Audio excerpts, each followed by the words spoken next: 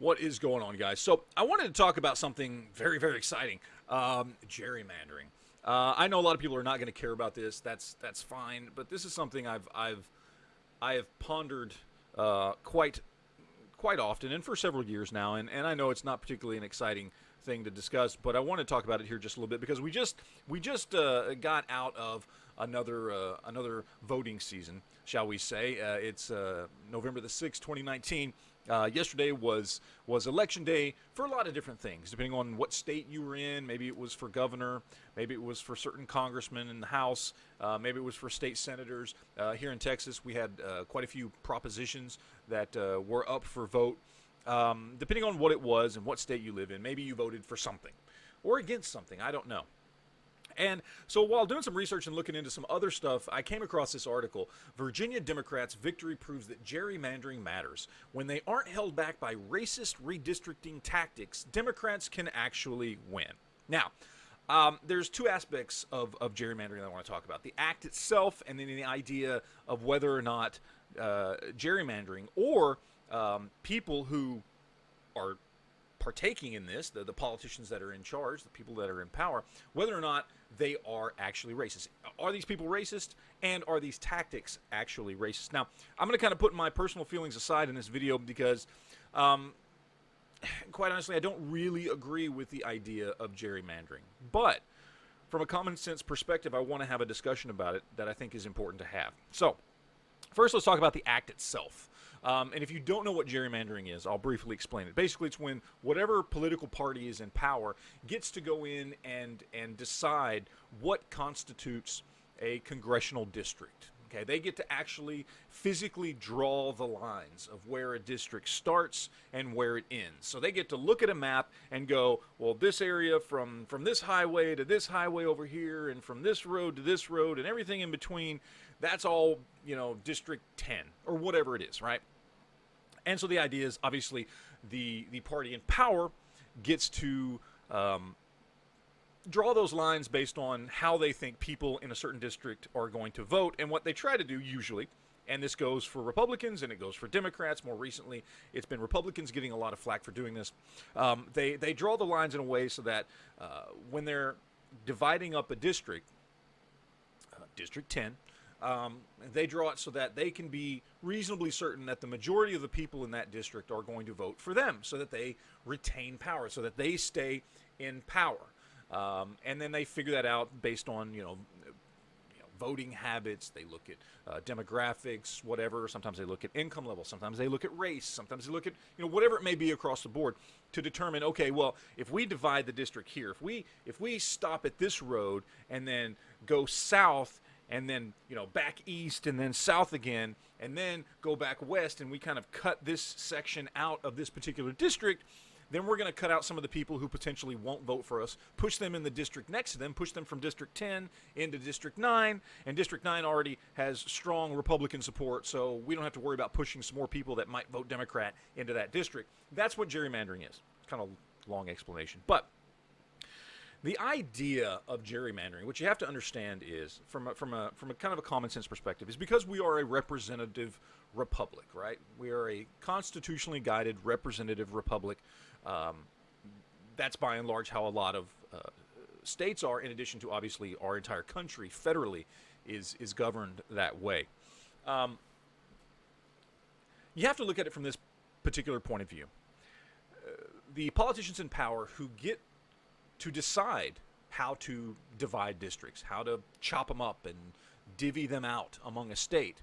How did they get into power? How did those individuals who make up that party, whatever party it may be in whatever state, whether it's Democrat, Republican, Libertarian, I know that's not a thing, but how did they get into power? How did they become the people who are in charge of that state to get that power to make those decisions? Well, people voted for them. That's how. They voted for the people they wanted to put in charge of their state, knowing full well that one of the powers that they are granting those individuals is the power to divide up congressional districts. So it's not like it's an evil thing, like gerrymandering is this evil thing that politicians do solely because they want to do it. They do it because, well, The people gave them the power to do so. The people voted for these individuals to go in, whether they're Republican or Democrat, to go into office and make these types of decisions. So by extension, the people that are making these determinations on what these congressional districts look like are the people who voted. And I know it's kind of a weird way to look at things, and probably a way that a lot of people don't think of, but it's true. I mean, that's how it works out. I go, let's say I vote for a Republican, and a lot of people like me vote for Republicans, and Republicans go into power. I am giving them the power to make these decisions. It's not sinister, per se. It's not evil politicians. It's me saying, I want these people to have the power to do that. I understand that that's one of the things they're going to get to do. I am giving them that power because maybe I want them to stay in charge. If I voted for them, obviously I like that party better than another party. I want them to do things like redraw district lines to make sure that they stay in power, so that I can continue to vote for them, so that I know that what I want represented on a state level is going to continue to be represented on a state level, on a federal level, when they're redrawing these lines. I want my voice represented. If I think Republicans do that better than Democrats, or vice versa, if I think Democrats do that better than Republicans, by voting for one of those two individuals in that particular party and helping them rise to power, I'm saying, yeah, please redraw these lines, because I want people who believe the way I believe politically to stay in power.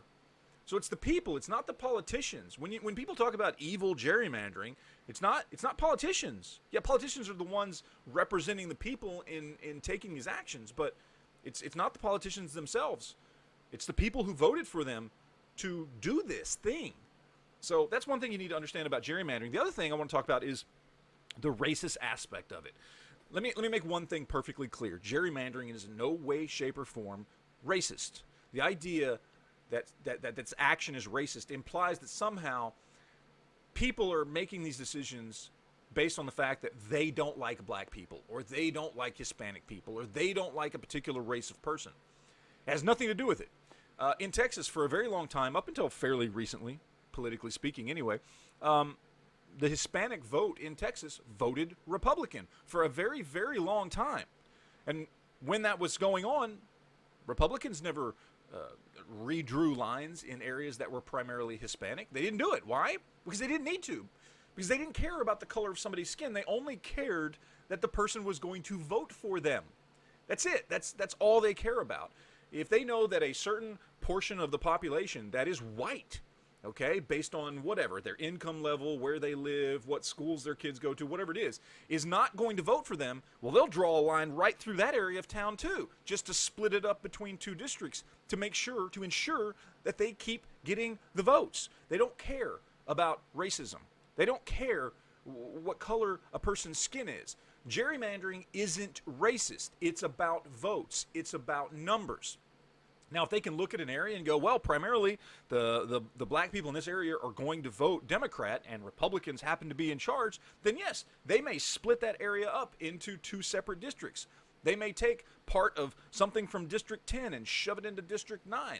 Yeah, they are making a decision based on the color of someone's skin, but it's not racist. It's not because they don't like those people. It's not because they think they're better than those people. It's not because they are prejudiced against that person.